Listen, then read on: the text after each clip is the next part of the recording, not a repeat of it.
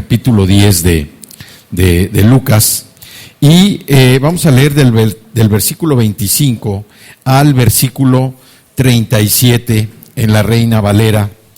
Dice, y he aquí un intérprete de la ley, o sea, un abogado, se levantó y dijo para probarle a Jesús: Maestro, ¿haciendo qué cosa heredaré la vida eterna? Él le dijo: ¿qué está escrito en la ley? ¿Cómo lees? Aquel respondiendo dijo: amarás al Señor tu Dios con todo tu corazón y con toda tu alma y con todas tus fuerzas y con toda tu mente, y a tu prójimo como a ti mismo.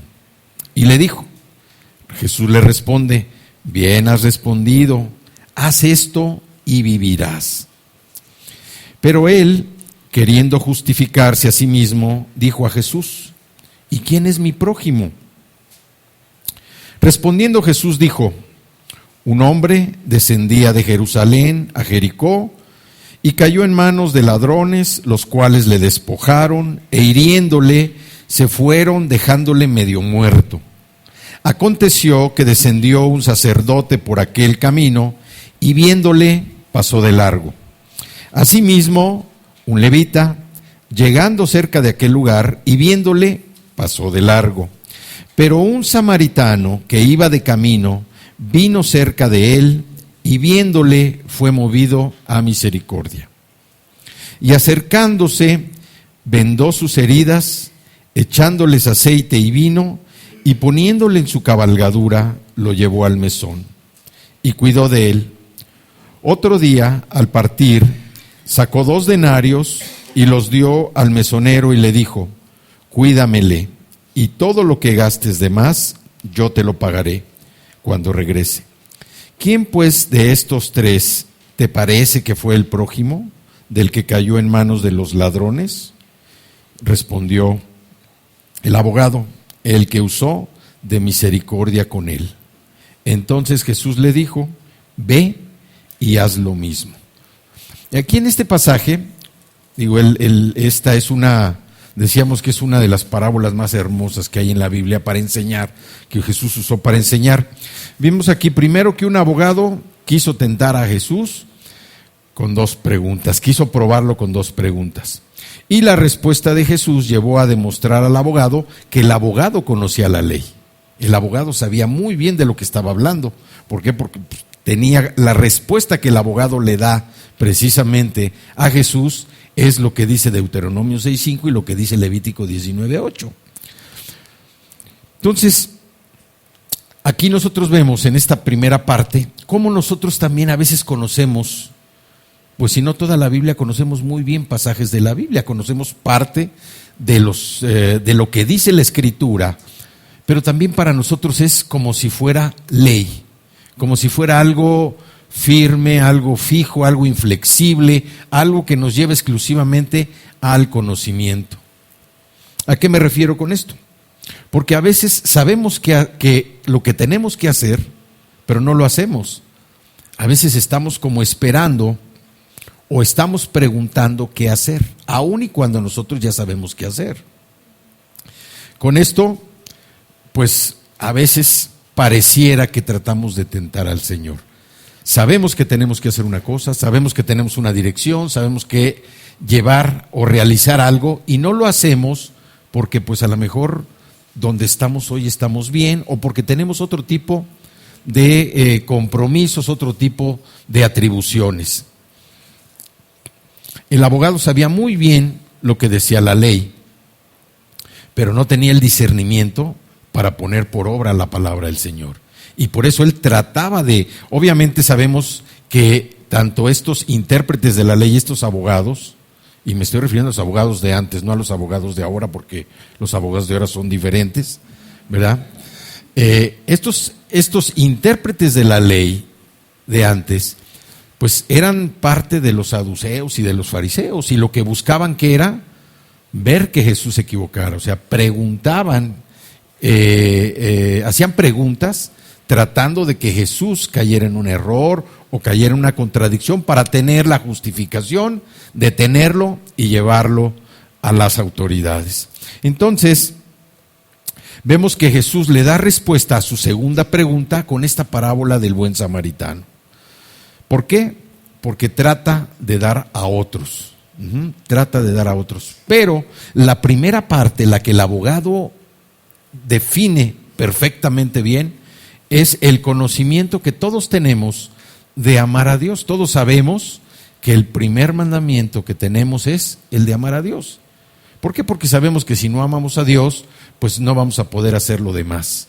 Pero es algo que lo tenemos como una ley. Y así como respondió el abogado, que dice: amarás a Jehová tu Dios con todo tu corazón, con toda tu alma, con todas tus fuerzas. Este es el gran mandamiento. Pero para nosotros a veces como si estuviera nada más etiquetado. No lo sabemos hasta de memoria, pero como que no lo queremos aplicar o no lo podemos aplicar a nuestra vida. Aquí también, el abogado le está preguntando: ¿qué cosa heredaré para la vida eterna? Nosotros podemos estar hablando de la vida eterna. Sabemos que la vida eterna es estar con el Señor, es donde no haya preocupación de nada, nuestras funciones van a ser diferentes, pero también nosotros a veces actuamos de manera descuidada. ¿Por qué? Porque estamos tomando a veces el nombre del Señor o las atribuciones que tenemos que hacer de una manera indiferente. Y no podemos recibir lo que Jesús le estaba diciendo a esta persona, lo que le decía al abogado. Dice: ¿cuál es el primer mandamiento? Dice: amarás a Dios. A lo mejor el abogado lo que estaba esperando es que le dijera otra cosa, menos eso. Pero como Jesús ya sabía la intención que tenía el discernimiento de saber qué era lo que quería el abogado, por eso le responde. Dice: pues tú sabes la ley, tú la conoces. Entonces, nadie puede amar a nadie si primero no ama a Dios. Nadie puede amar cuando una persona dice te amo y no conoce a Dios, pues lo está diciendo de una manera natural, a lo mejor de una manera física, por atracción, por interés. Igual puede ser algo sincero, pero no va a ser lo profundamente completo como es conocer el amor de Dios. Muchas veces nosotros, yo me acuerdo antes, pues sí, amábamos a todo mundo, decíamos que sí los queríamos, porque no decíamos, yo al menos no decía te amo, yo decía te quiero. Pero era algo relativo, era pues como una especie de cliché. Hasta que yo conocí al Señor y pude comprobar su amor, el amor de un padre, hasta entonces yo también pude decir: oye, yo te amo, porque sentí el verdadero amor de Dios en mi vida.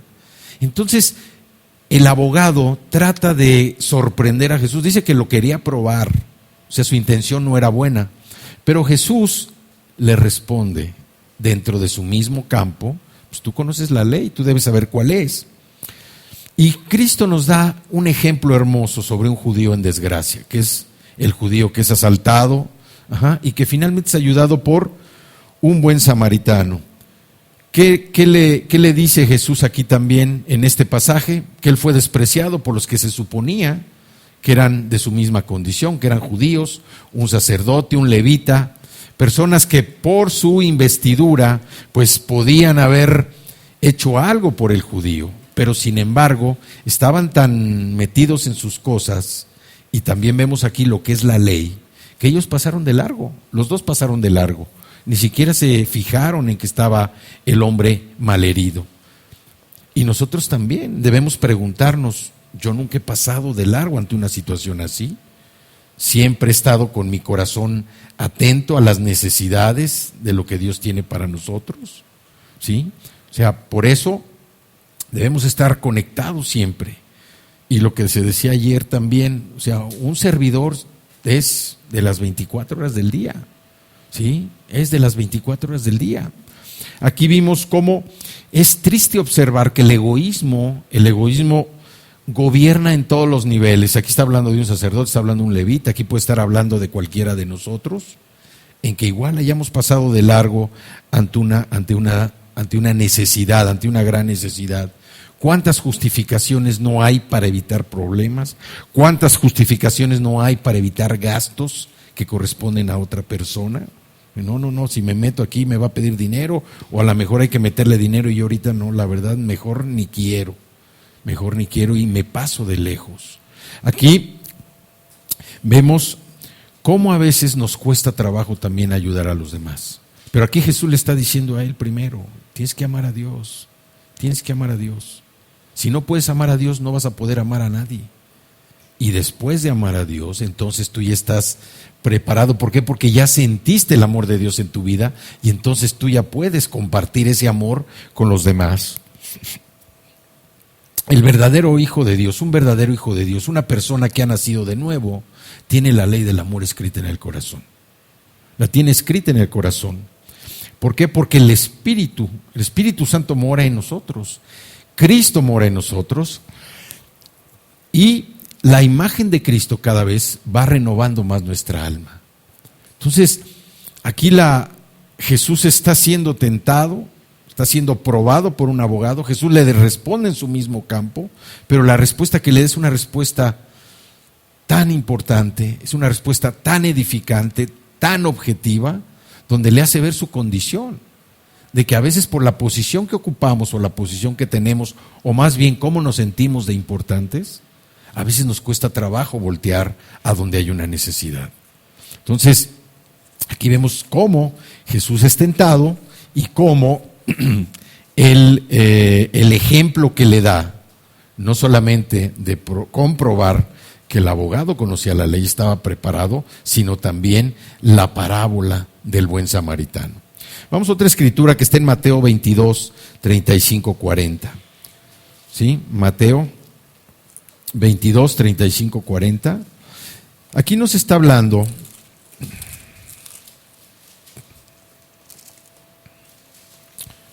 ya empieza a hablar del el mandamiento más importante, en la Reina Valera. Dice, entonces, voy a leer desde el 34. Entonces los fariseos, oyendo que había hecho callar a los saduceos, ¿sí? ¿Por qué? Porque Jesús les había dicho, les había hablado de la resurrección y los había puesto en su lugar, los había ubicado. Los saduceos no conocían o no creían en la resurrección. Los saduceos eran ese tipo de personas que se consideraban los liberales del momento, ese tipo de personas que se ajustaban mucho a sus propias creencias, pero no creían en la resurrección. Entonces los fariseos, oyendo que había hecho callar a los saduceos, se juntaron a una, o sea, se juntaron todos juntos. Y uno de ellos, otro abogado, intérprete de la ley, preguntó por tentarle, diciendo, Maestro, ¿cuál es el gran mandamiento en la ley? Jesús le dijo, amarás al Señor tu Dios con todo tu corazón y con toda tu alma y con toda tu mente. Este es el primero y grande mandamiento. Y el segundo es semejante, amarás a tu prójimo como a ti mismo. De estos dos mandamientos depende toda la ley y los profetas. Aquí también vemos a otro abogado que también trata de tentar a Jesús. Pero Jesús aquí no le da mayor ejemplo. Aquí es, después de una polémica, después de una discusión polémica que habían tenido con los saduceos, obviamente los fariseos aprovechan para tirar el dardo. Y Jesús aquí, ¿qué hace? Le responde directamente.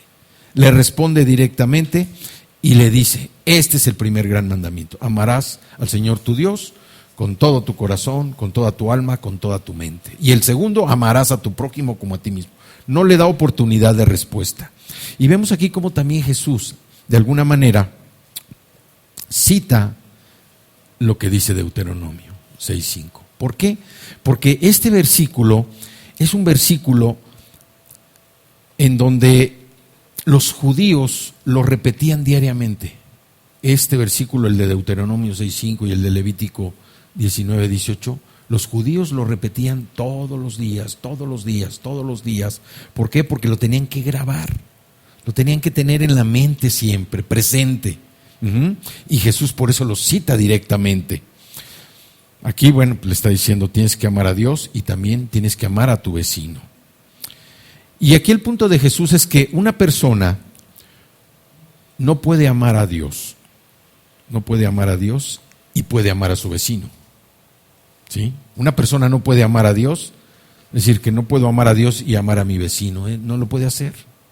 Tarde que temprano va a salir alguna raíz de amargura, alguna raíz de coraje, de venganza, pero no lo puede hacer.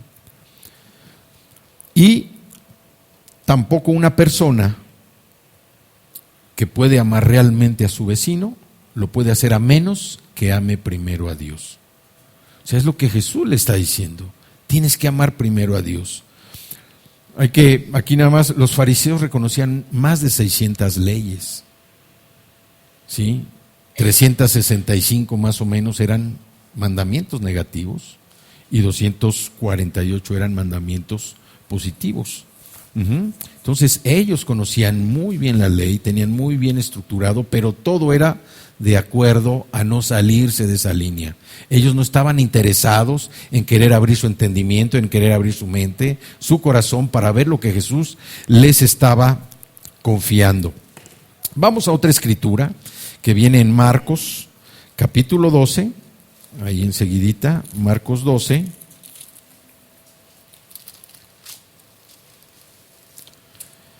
Y vamos del 28 al 34, que es también el gran mandamiento. ¿Sí? Marcos 12, 28-34.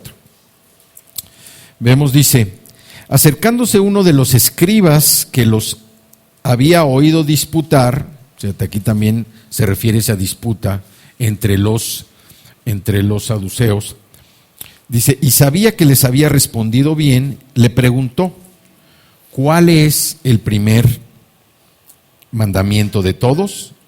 Jesús le respondió: el primer mandamiento de todos es: oye, Israel, el Señor nuestro Dios, el Señor uno es. Y amarás al Señor tu Dios con todo tu corazón y con toda tu alma y con toda tu mente y con todas tus fuerzas. Este es el principal mandamiento. Y el segundo es semejante: amarás a tu prójimo como a ti mismo. No hay otro mandamiento mayor que estos. Entonces el escriba le dice: bien, maestro, ¿verdad has dicho que uno es Dios y no hay otro fuera de él? Y el amarle con todo el corazón, con todo el entendimiento, con toda el alma y con todas las fuerzas, y amar al prójimo como a uno mismo, es más que todos los holocaustos y sacrificios. Y Jesús le da una respuesta de amor. Dice, viendo que había respondido sabiamente, le dijo: no estás lejos del reino de Dios. Y ya ninguno osaba preguntarle. Aquí es uno de los escribas el que se acerca a Jesús, pero ya no se acerca con una actitud de probar o de retar. Este escriba ya realmente estaba como tocado, ¿sí?, por las respuestas que había escuchado de Jesús. Y entonces igual le confirma. Aquí nada más lo que sí es que Jesús se refiere ya a Deuteronomio, el Deuteronomio 5, capítulo 5, donde le está diciendo: oye, Israel, oye, Israel. Entonces, este escriba que quería saber qué mandamiento tenía prioridad sobre los demás, también Jesús le dice: amar a Dios completamente es el primer mandamiento. Y aquí nosotros vemos que cuando uno da su primer amor y lo damos a Dios, entonces nosotros estamos siendo capacitados, estamos siendo preparados para amar a los demás. A Dios no lo podemos dejar relegado a una segunda instancia, a una tercera instancia. Amo tanto a mis hijos que Dios está por acá. O sea, si Dios no es el primero, no puede ocupar ningún otro lugar. O es el primero o no lo es. Dios tiene que ser el primero en nuestra vida siempre, siempre. Hay que recordar que los 10 mandamientos fueron ubicados o fueron preparados precisamente. Los 4 primeros se refieren a la relación del hombre con Dios y los 6 segundos se refieren a la relación entre hombres.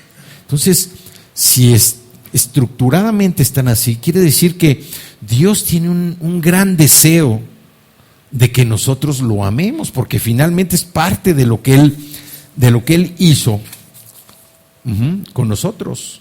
crearnos para que nosotros lo amáramos, para que tuviéramos esa relación personal con Él. Vamos ahora al Antiguo Testamento y vámonos al libro de Deuteronomio. ¿Sí? El libro de Deuteronomio es el último libro de los 5 primeros que constituyen la ley de Moisés. Y vámonos al capítulo 5. Vámonos al capítulo 5. Aquí vamos a ver en Deuteronomio cómo Moisés había entregado las leyes que Dios le había dado, se las entregó a Israel. Y la respuesta de Israel fue caminar con Dios, y su recompensa sería una vida larga y bendita en la tierra prometida. Y vamos a Deuteronomio capítulo 5 y vamos a leer el versículo 7. El versículo 7 que dice: no tendrás dioses ajenos delante de mí. Aquí vemos cómo estos versículos, el 7, el 8 y el 9, van a formar una base, ¿sí? Una base para los principios que Moisés iba a establecer para todo el pueblo de Israel. Las estipulaciones del pacto se encuentran precisamente en los capítulos del 12 al 25 de Deuteronomio. Y estos principios se derivan prácticamente de estos tres pasajes.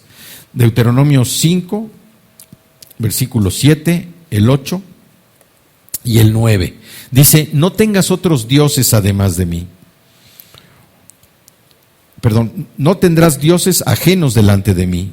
No harás para ti escultura ni imagen alguna de cosa que está arriba en los cielos, ni abajo en la tierra, ni en las aguas debajo de la tierra. No te inclinarás a ellas ni las servirás, porque yo soy Jehová tu Dios, fuerte, celoso, que visito la maldad de los padres sobre los hijos hasta la 3ª y 4ª generación de los que me aborrecen. Este es el sustento de los principios precisamente del pacto. Y aquí nosotros vemos cómo Dios está dando instrucciones precisas cuando dice: no tendrás dioses ajenos delante de mí. No tendrás dioses ajenos.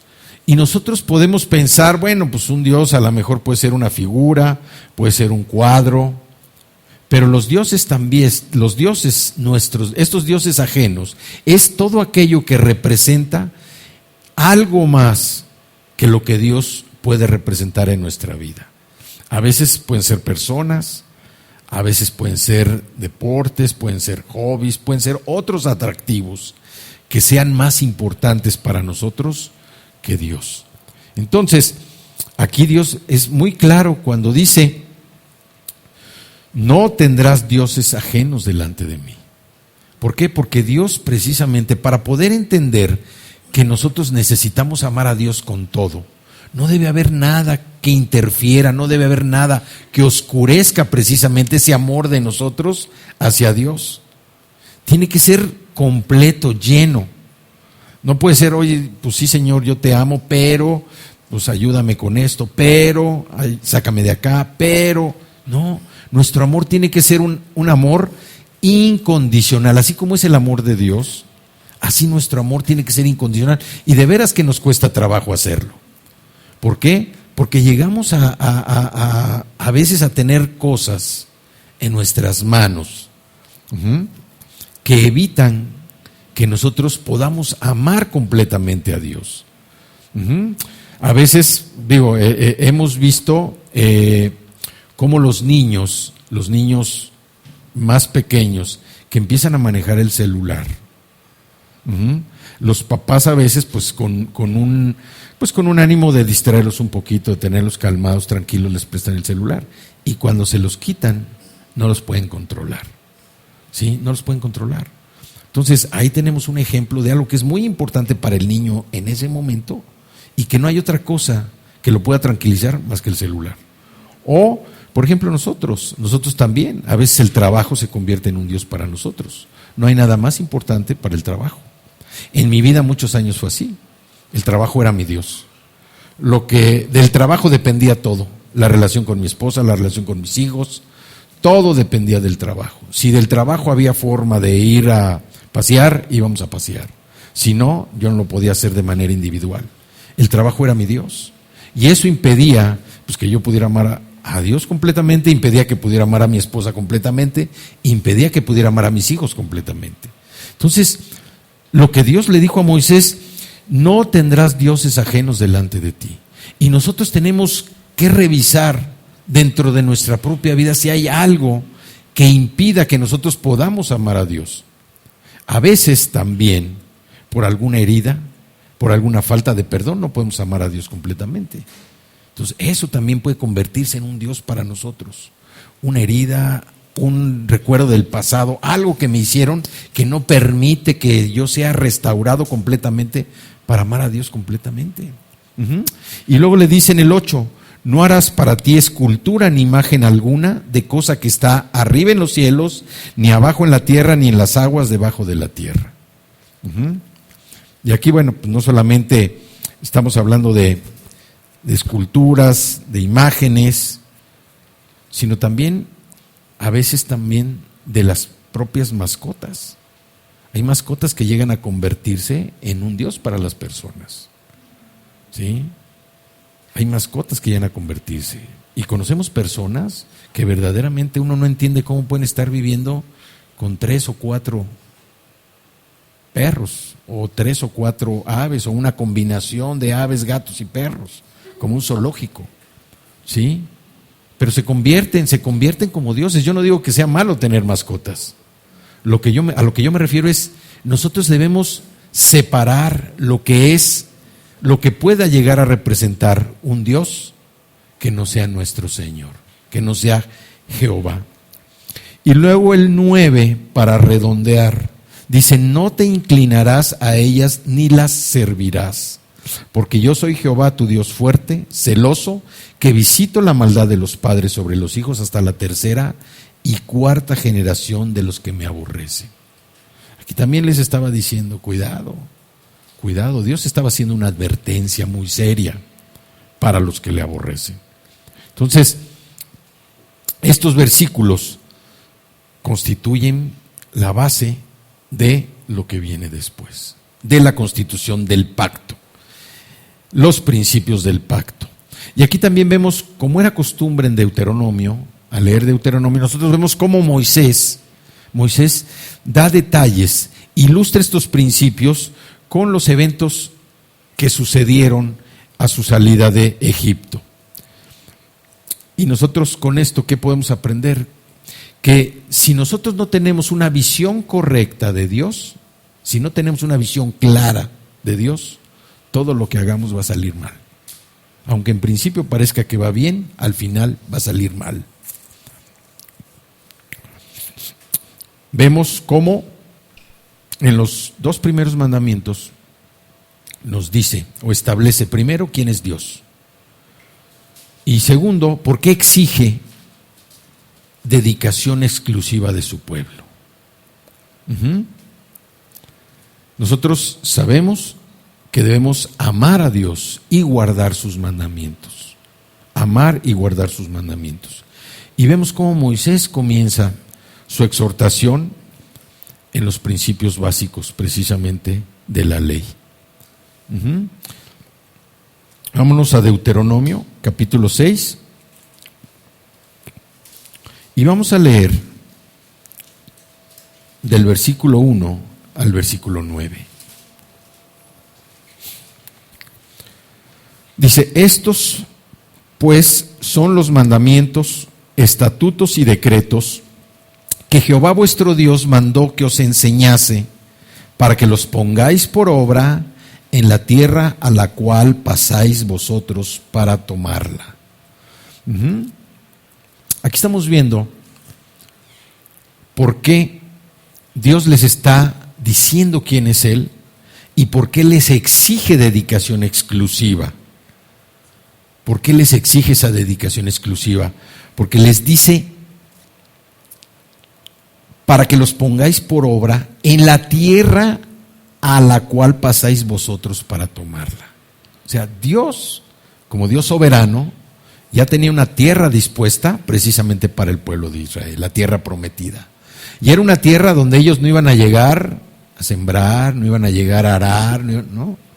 Era una tierra que ya tenía todo. Ya tenía ciudades, tenía sus pozos de agua, tenía viñedos. Era una tierra que tenía todo. Todo tenía ya la tierra. Ellos no iban a llegar a trabajar. Entonces Dios por eso les está diciendo, para que pongan por obra, porque van a una tierra nueva, para que pongan por obra. Dice, para que temas a Jehová tu Dios, guardando todos sus estatutos y sus mandamientos que yo te mando. Tú, ¿quién los va a cumplir? Tú, tu hijo, el hijo de tu hijo, todos los días de tu vida, para que tus días sean prolongados. Aquí Dios también lo que está es diciendo, la recompensa que ustedes tienen por guardar estos mandamientos, tú, tu hijo, el hijo de tu hijo, es que van a vivir mucho tiempo. Van a vivir mucho tiempo. Y luego el 3 dice, oye pues, oh Israel, y cuida de ponerlos por obra para que te vaya bien en la tierra que fluye leche y miel, y os multipliquéis como te ha dicho Jehová, el Dios de tus padres. Entonces, en el anterior dice, guárdalos, guárdalos, teme a Dios y guárdalos, guárdalos, guárdalos. Sus estatutos y sus mandamientos que yo te mando. Dice, guárdalos tú, que los guarde tu hijo y que los guarde el hijo de tu hijo. Todos los días de su vida para que tengan días prolongados. Y en este ya le dice, ponlos por obra, para que te vaya bien en la tierra que fluye leche y miel, y los multipliques como te ha dicho Jehová, el Dios de tus padres. Entonces aquí vemos cómo Dios a través de Moisés le estaba diciendo al pueblo de Israel lo que tenían que hacer. Tenían que poner por obra, porque iban a una nueva tierra, tenían que poner por obra esos mandamientos, los estatutos que Dios les estaba dando, los tenían que guardar, los tenían que enseñar a sus hijos, a los hijos de sus hijos y a los hijos de sus hijos. Y les dice, pónganlos por obra también, no solo los enseñen, sino pónganlos por obra. Y luego el 4 dice, oye Israel, Jehová nuestro Dios, Jehová uno es. Y aquí el oye, el se escucha, es una palabra hebrea, Shema, que significa oye. Y es la primera palabra que viene en Deuteronomio 6:4. Oye Israel, Jehová nuestro Dios, Jehová uno es. Esta palabra se recitaba 2 veces al día por los judíos. Y era una costumbre de ellos estar recitando precisamente para que no se olvidara. Dice, oye Israel, Jehová nuestro Dios, Jehová uno es. Y amarás a Jehová tu Dios de todo tu corazón y de toda tu alma y con todas tus fuerzas. Aquí, ¿qué está diciendo? ¿Qué podemos dejar fuera que no ame a Dios? Nada. O sea, está diciendo con todo tu corazón, con toda tu alma y con todas tus fuerzas, con todo lo que tienes. Nosotros tenemos que amar a Dios con todo lo que tenemos. Por eso es importante para nosotros estar escudriñando nuestro corazón. Que nuestro corazón no tenga nada que pueda interferir en esa relación personal con Dios, para que nuestro amor, así como Dios nos ama incondicionalmente, nosotros también podamos amar incondicionalmente a Dios. Que no haya nada que obstruya ese amor que se traduce en una relación personal estrecha e íntima con el Señor. Dice el 6, y estas palabras que yo te mando hoy estarán sobre tu corazón. Y el 7 es la tarea que tenemos todos los que tenemos hijos, hijos biológicos o hijos espirituales. Dice, y las repetirás a tus hijos y hablarás de ellas estando en tu casa y andando por el camino y al acostarte y cuando te levantes. ¿Qué tiempo está dejando fuera? Ninguno.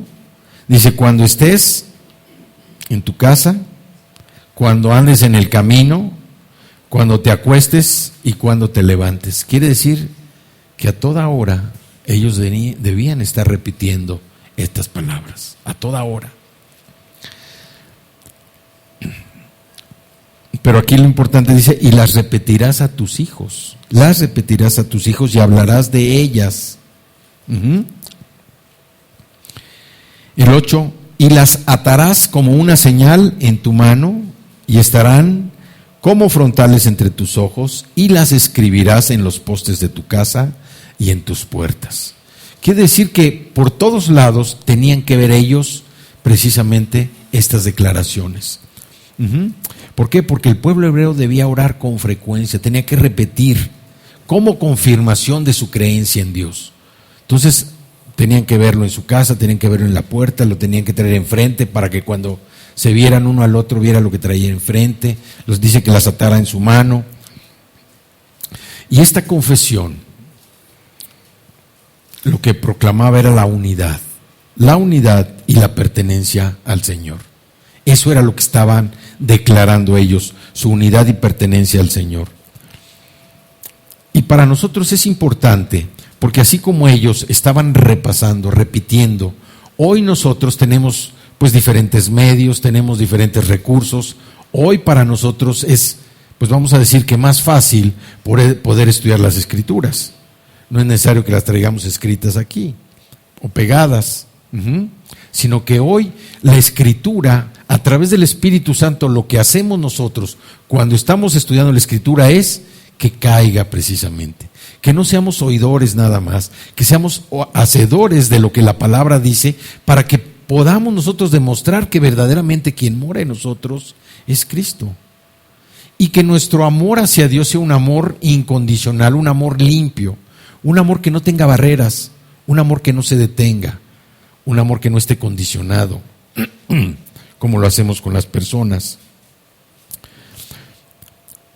Vemos cómo cuando dice, oye, oh Israel, pues se está refiriendo a que cuando uno oye y no obedece, pues pueden ser dos cosas. Uno, no escuchó completamente lo que se estaba diciendo, o dos, que no lo quiere hacer y que es rebeldía. Y cuando uno no oye completamente o uno se rebela, lo que uno deja fuera es recibir la bendición de parte del Señor. Dios, por eso decimos, hay que ser sensibles para ver cuando Dios nos habla a través de la Escritura, a través de un sueño, a través de una persona, o nos habla audiblemente. Tener esa sensibilidad de escuchar completamente lo que Dios dice. ¿Para qué?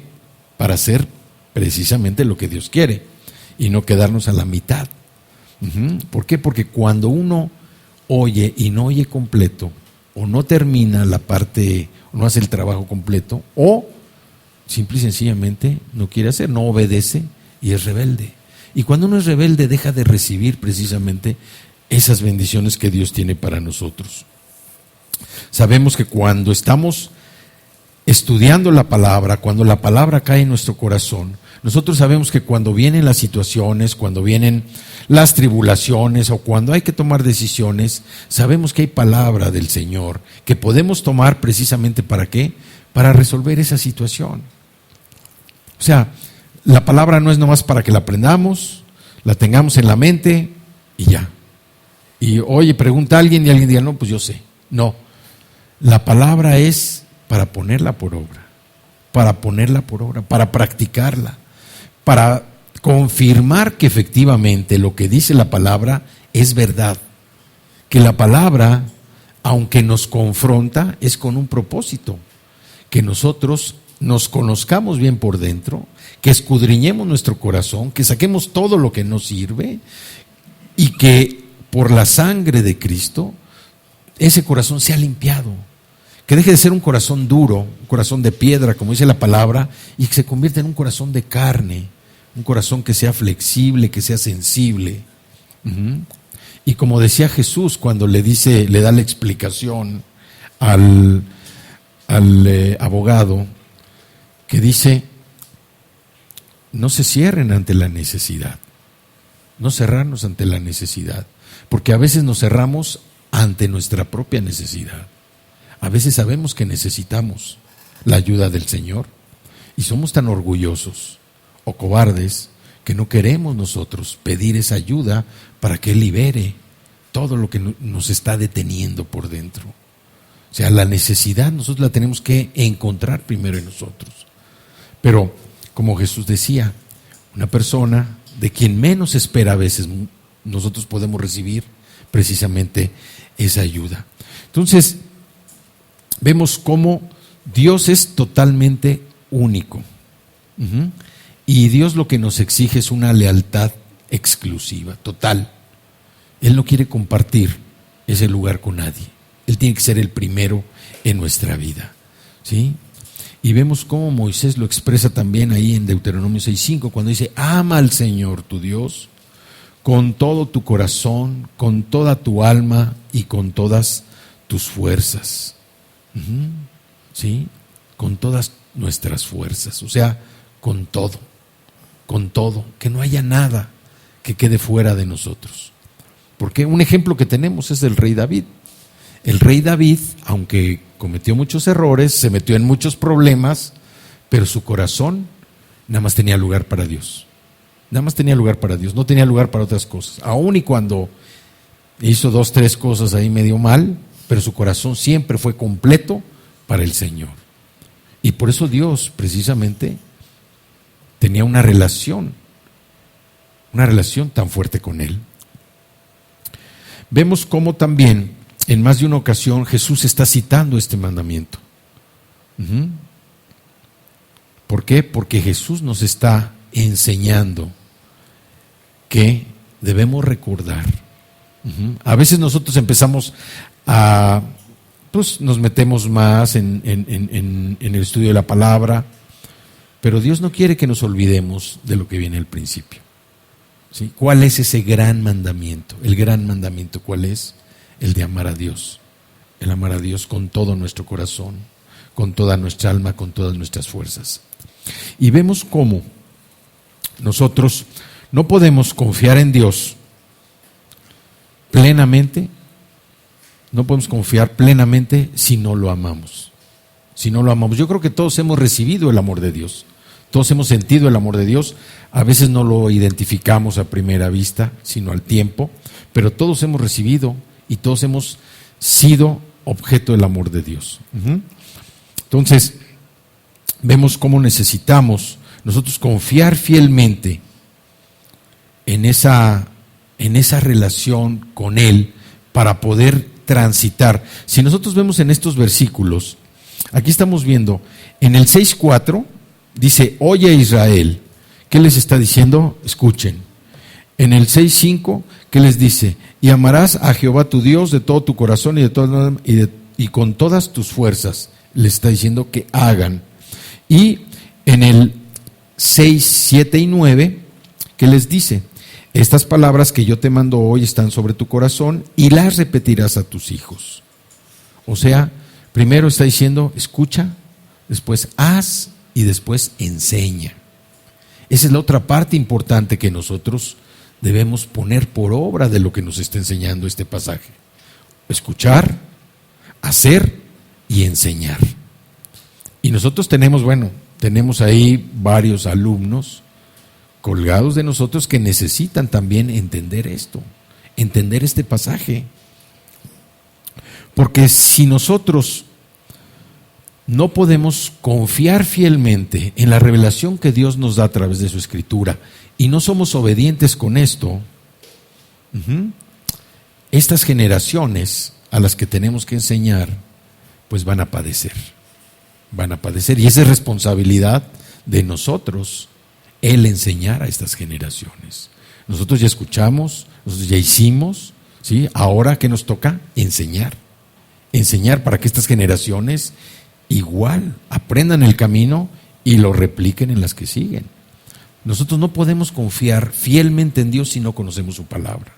Y aquí, como vemos, las instrucciones que Dios le dio a Moisés era porque el pueblo todavía era un pueblo rebelde, era un pueblo que no tenía mucha instrucción, era un pueblo que había vivido en la esclavitud 400 años, más 40 años que se pasaron en el desierto, perdidos ahí, extraviados por no ser obedientes. Entonces, Dios tenía que mostrarles a ellos cuáles eran los principios del pacto que ellos tenían que cumplir, por qué tenían que saber quién era Dios, por qué tenían que saber que eran exclusividad del Señor, porque era su pueblo. Y eso es lo que Dios nos quiere enseñar el día de hoy. Nosotros somos pueblo exclusivo de Él, tenemos que sentirnos como un pueblo exclusivo de Él, pero para sentirnos como pueblo exclusivo de Él, pues tenemos que amar a nuestro Rey, tenemos que amarlo. No podemos estar nosotros pues con que sí, con que no, con que hoy se me bajó la pila, hoy la traigo al 100%. No, nosotros tenemos que dejarnos llevar de pleno en ese amor hacia Dios. Amar a Dios con todo nuestro corazón, amarlo. Hay una escritura ahí, no la busquen, en 2 Timoteo 2:2, que dice: lo que me has oído decir en presencia de muchos testigos, encomiéndalo a creyentes dignos de confianza, que a su vez estén capacitados para enseñar a otros. ¿Sí? Este es Pablo hablando con Timoteo. O sea, nosotros tenemos, dice, encomiéndalo a creyentes dignos de confianza. La gente que nos rodea, nuestros hijos, son dignos de confianza, ¿o no? Nuestros hijos tienen que ser dignos de confianza. Si nuestros hijos no son dignos de confianza, bueno, pues algo está mal, ¿verdad? Entonces, precisamente así como Pablo le dio esta instrucción a Timoteo, dice que a su vez estén capacitados para enseñar a otros. Y nosotros tenemos esa responsabilidad de enseñar a nuestros hijos. A lo mejor yo no fui un buen maestro, pero el que me siguió sí ha sido mejor maestro. No tan bueno, pero ha sido mejor. Pero el que sigue, ese sí va a ser un buen maestro. Ese sí no tiene excusa ni pretexto. Y la que sigue también. Muy buenos maestros. ¿Sí? Entonces, Dios precisamente es un Dios que restaura. Es un Dios, por eso precisamente vino Cristo. ¿No? Por eso vino Cristo. Yo sí hubo un tiempo en que sí me sentía culpable. Porque a mis hijos les enseñé puras, bueno, no todo, pero muchas cosas que no debían haber aprendido. Gracias a Dios no lo aprendieron. Pero cuando vino Cristo y me redimió, cuando yo entendí que ya no era culpable de lo que había pasado, que los culpables eran ellos porque no me habían tenido paciencia. No, no es cierto. Cuando yo entendí eso, la verdad sentí una liberación tan grande. Porque aún y cuando yo no fui un buen maestro, bueno, el que sigue fue mejor maestro. Y el que sigue mejor maestro. Y el que sigue, la que sigue mejor maestra. ¿Sí? Entonces nosotros podemos ver aquí cómo la restauración de Cristo en nuestra vida se va dando. ¿Sí? No para estarnos flagelando. Oye, pues no lo hice en mi tiempo. Y digo, obviamente, pues sí es triste. Pero Dios nos restaura, nos reanima. Y como dice, nos da nuevas fuerzas, como las águilas. Esa es la función, ese es el gran regalo que Cristo tiene para nosotros.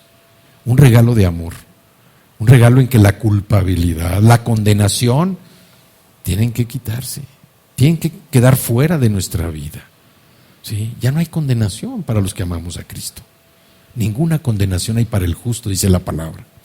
Y nosotros, precisamente, como se nos quita esa condenación, bueno, entonces vamos a restaurar, hay que reponer las cosas que no habías hecho, ahora sí métete para que puedas entonces seguir adelante, seguir adelante. Ya te diste cuenta de lo que estaba mal, ya viste lo que necesitas hacer, te estás preparando, te estás capacitando, ahora échale ganas y adelante. Dios va a restaurar. Sí, Dios va a restaurar. Y realmente, el ministerio de Jesucristo es ese, el ministerio de la restauración de nuestra alma, la restauración de nuestra propia vida, en sacarnos de esas etapas de condenación, de culpabilidad, de todo lo malo que habíamos hecho. Pero hay una palabra clave aquí también: el arrepentimiento. El arrepentimiento. Cuando Cristo vino a mi vida, primero entendí lo que iba a pasar y después tuve que entender lo que era el arrepentimiento. La parte más difícil de hacer, el arrepentimiento, porque está uno ya acostumbrado a tantos hábitos que despojarse de ellos es difícil,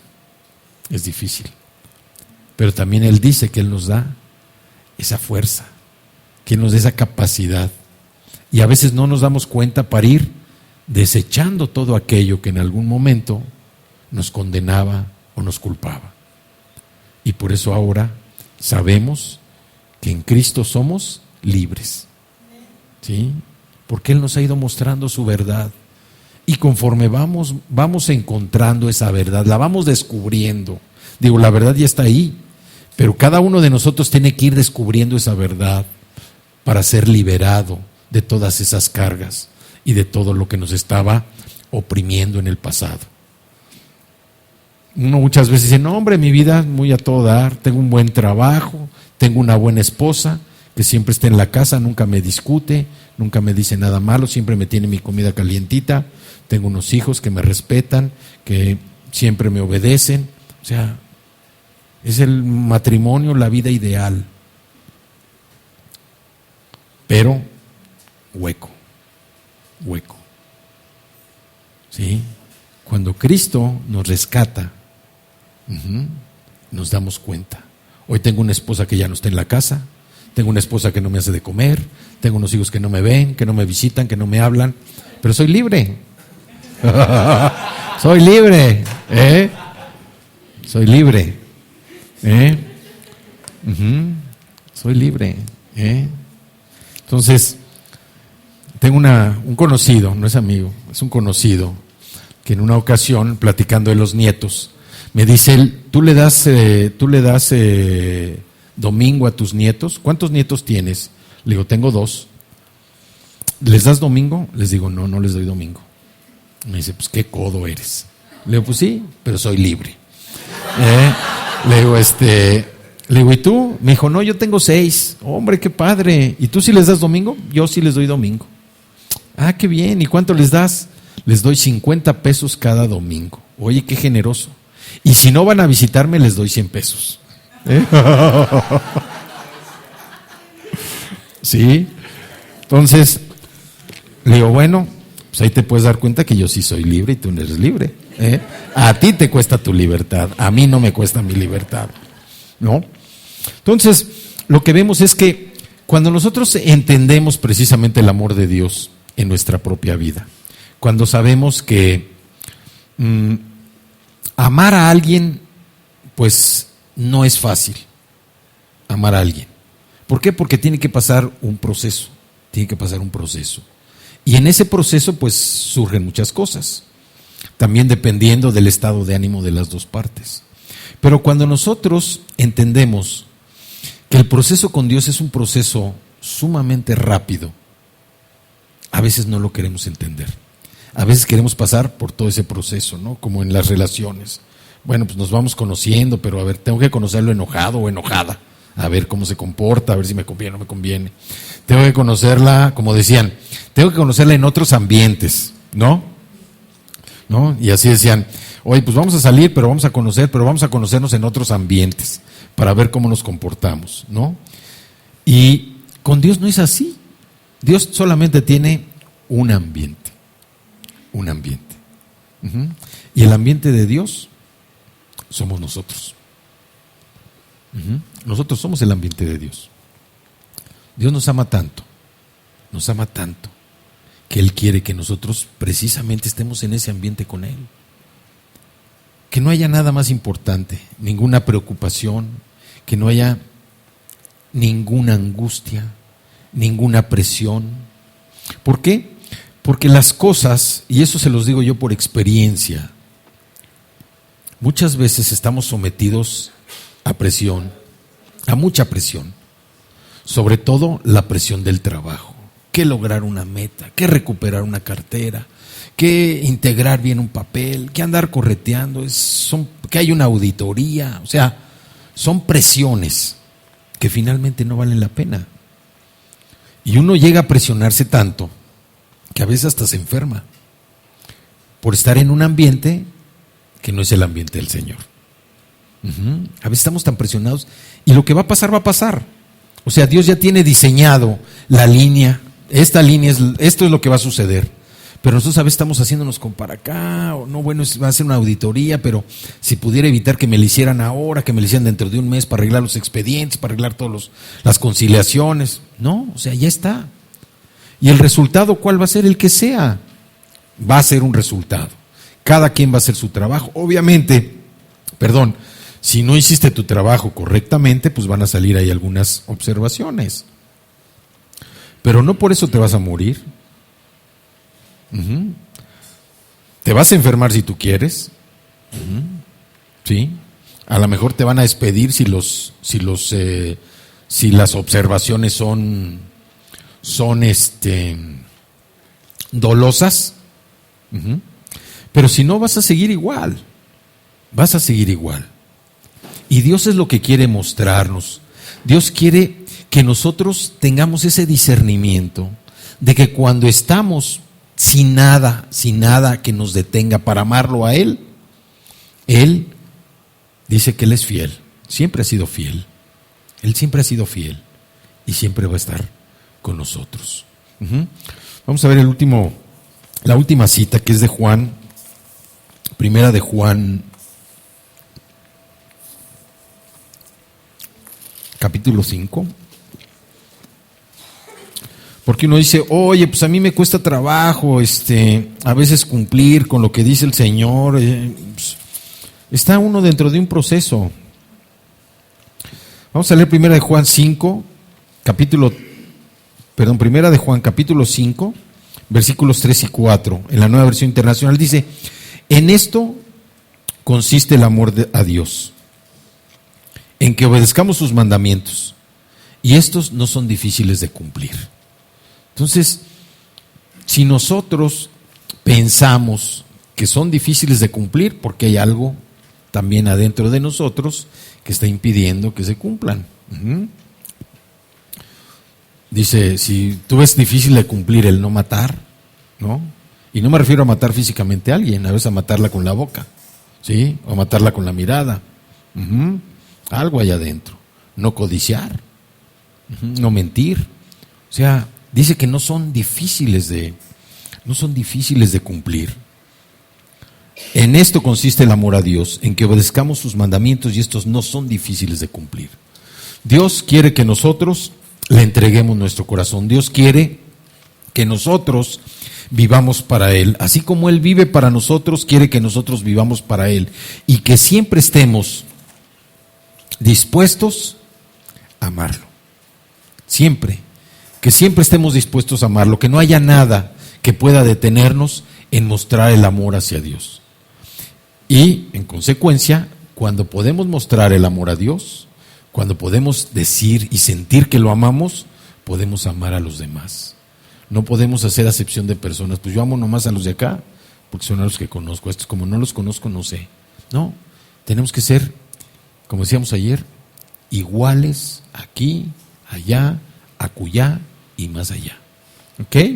¿Sí? Vamos a orar.